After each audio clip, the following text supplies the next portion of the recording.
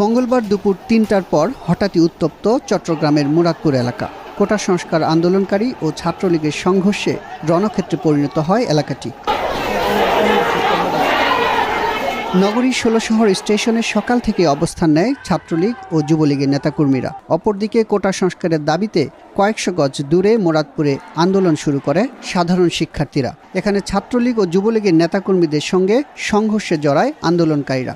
এতে আহত কয়েকজনকে চট্টগ্রাম মেডিকেল কলেজ হাসপাতালে নেওয়া হলে ৩ জনকে মৃত ঘোষণা করে চিকিৎসক। প্রায় ৩০+ গুরুতর গুলিবিদ্ধ হয়েছে এবং গুলিটা কি ধরনের গুলি, এটা কি ডাইরেক্ট গুলি নাকি সিজা গুলি বা কোন ধরনের গুলি এটা আমরা জানি না। তবে গুলি করছে সরাসরি ইয়ার মাধ্যমে পুলিশের উপস্থিতিতে। ছাত্রলীগের আমাদের উপর অতর্কিত হামলা করে, জনসাধারণের উপর হামলা করে। আমি